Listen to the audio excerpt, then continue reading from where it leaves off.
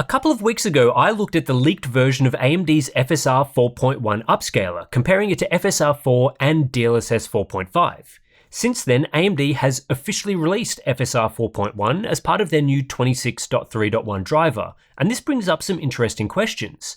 Firstly, is the final version of FSR 4.1 the same as the leaked version? Secondly, are AMD's claims about the improvements in FSR 4.1 accurate? And additionally, are there any issues or drawbacks with the current FSR implementation as things stand today? I'll be answering all of those questions in today's video. As a quick recap of the story so far, in late February, an FSR 4.1 DLL was leaked to the internet, apparently originating from AMD's Vanguard beta testing program. With a small bit of work, Radeon gamers could use that file to enable FSR 4.1 ahead of AMD's official release, and that's certainly what I did, finding a range of improvements relative to FSR 4.0. And then last week, we got the official release of FSR 4.1 in the 26.3.1 driver, alongside support for Crimson Desert and Death Stranding 2. FSR 4.1 support is enabled in the exact same way as FSR 4 previously, a driver upgrade through Radeon software. Provided a game already has an FSR 3.1 integration or newer, the latest 26.3.1 driver will automatically upgrade those games to FSR 4.1. AMD claims that FSR 4.1 brings sharper image quality for ML-based upscaling, delivering finer details and smoother camera motion across all ML-powered AMD FSR games. One of the examples they showed focused on foliage quality in Crimson Desert, claiming FSR 4.1 produced high detail in motion. A further look at AMD's SDK update says FSR 4.1 includes updated inference resulting in a sharper image, along with additional work to improve ultra performance and DRS modes. Is any of that true based on the results we've captured? Well, let's find out after this. Today's video is brought to you by Insta360 and their Link to 4K webcam, now available in white.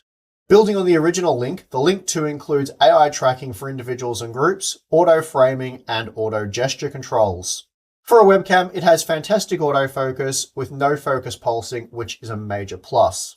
It also now offers modes such as customizable backgrounds, adding versatility to every use case. The Link 2 is equipped with a gimbal, making it perfect for presentations, meetings, group calls, and any situation where you might be moving around. The 4K 30fps sensor offers excellent performance even in low light situations, and you can really only get better performance out of something like a digital SLR camera. With various AI features and a user-friendly desktop app, achieving the perfect presentation's a breeze. It also pairs perfectly with the new Wave speakerphone. For more information on how you can score a discount plus an Insight Pro membership, please click the link in the video description. So the main question I'm sure many of you are asking is whether the official release of FSR 4.1 differs to the leaked version, and whether anything I said in that video still applies today. To answer that, I reran my entire image quality test suite using the final version of FSR 4.1 and looked at it side by side with the leaked version. The simple answer is that, as far as I can tell, there is no difference between leaked FSR 4.1 and final FSR 4.1. Some examples I captured have small lighting and time of day differences, but the fundamental image quality appears identical. I saw comments on Reddit from some people suggesting the official release looked worse, others saying it looked better. Well, across the games I tested, both versions are the same, and I think you'll have a really hard time spotting any differences across these examples. This means that if you're interested in a more detailed look at FSR 4.1 compared to FSR 4 and DLSS 4.5 preset L, you should go back and watch my previous video. Everything I said there applies to the final version, and you'll see many more examples. But basically, the main improvement to FSR 4.1 is increased detail and clarity in motion. Relative to FSR 4, FSR 4.1 reduces smearing noticeably, especially in difficult situations such as heavy foliage with fast motion. This makes the image look sharper, more detailed, and clearer in most situations. In my initial coverage, I said FSR 4.1 can make games feel like they're running at a higher resolution relative to FSR 4, and that's still the case today. The trade-off AMD has made concerns image stability. FSR 4.1 can occasionally be more stable than FSR 4, but it's often less stable, with a higher chance of shimmering and grain when upscaling difficult fine details. This appears to be the result of the new FSR 4.1 model attempting to resolve fine detail in motion, as opposed to smearing everything together. Unfortunately, AMD are not able to provide clarity and stability at the same time. This is a strength of NVIDIA's DLSS upscalers, which is why DLSS 4 and DLSS 4.5 still look superior to FSR 4.1 in a lot of instances. The good news is that what AMD is saying about FSR 4.1 is correct. Image quality is typically sharper in motion, there is more fine detail, and I would say inference has indeed been updated with this version. If you're looking for major sharpness improvements on the level of DLSS 4.5 though, that's not what FSR 4.1 provides relative to FSR 4. Sharpness while stationary is similar, and texture detail is largely unchanged. The improvement to sharpness comes from less smearing in motion and a focus on reconstructing these fine details. The other improvement AMD claims to have made is not something I looked at previously, which is the Ultra Performance mode, so let's take a brief look at that. Here is the 4K Ultra Performance mode using FSR 4, FSR 4.1, and DLSS 4.5 preset L. FSR 4.1 is definitely a significant upgrade when using this mode. The improvements we saw to smearing, blur, and clarity all play a big role at a lower render resolution like this, which makes the output much sharper and clearer. FSR 4 was miles behind DLSS 4.5 preset L using this configuration, while FSR 4.1 gets much closer and is more usable. The main issue I'm still seeing using FSR 4.1 Ultra Performance is poor stability. This new upscaling model is able to clean up a lot of the smearing artifacts, but any instabilities that were present with FSR 4 are still present with FSR 4.1. DLSS 4.5 preset L in comparison is much more stable, even using Ultra Performance. Despite this, I'm still pleased to see AMD working on improving the Ultra Performance configuration instead of just letting that mode rot. And if you're a gamer that was previously using FSR 4 in the Ultra Performance mode, you'll see a very noticeable improvement from this new driver with FSR 4.1. While FSR 4.1 is generally a step in the right direction, there are still a few lingering issues and areas that need improvement. One thing I mentioned in my previous video is that I'd like to see an option in the driver to choose whether the FSR upscaling driver upgrade feature uses FSR 4.0 or FSR 4.1. There are some instances where using FSR 4.1 is a net downgrade because the stability issues outweigh the gains in clarity, but with the way AMD has implemented FSR 4.1, you are essentially forced into using it.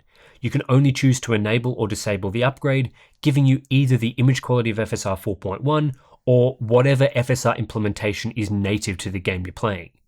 NVIDIA do a much better job of this with their driver upgrade feature in the NVIDIA app. You can choose which DLSS model to use in games, whether that's DLSS 4 preset K, DLSS 4.5 preset M and L, or even older models. This means if there's a particular issue with a game using DLSS 4.5, you can simply downgrade or fall back to an older version. That's the sort of option I'd like to see for FSR upscaling because it's better to have more choices over how this feature is configured.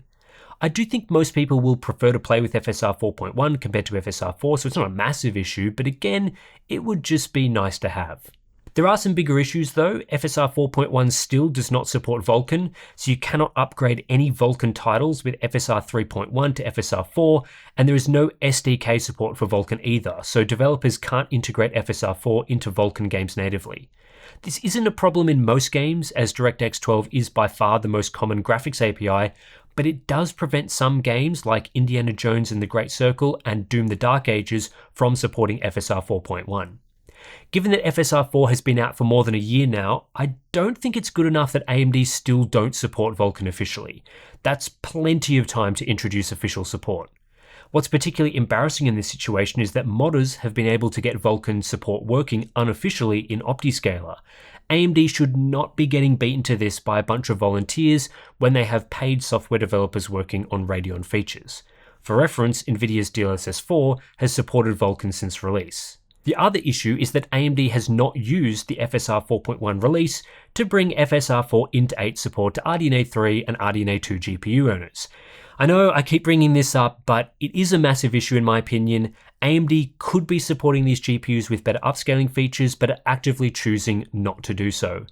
There was some hope around the FSR 4.1 release that AMD might finally bring FSR 4 to these older GPUs, however that was ultimately false hope and AMD haven't done so.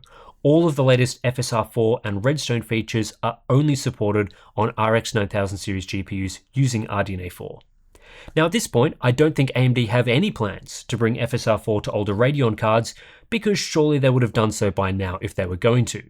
That's a slap in the face to people who bought those graphics cards, given we know better upscaling is possible on those models and have shown FSR 4 Int 8 working really well on them in the past.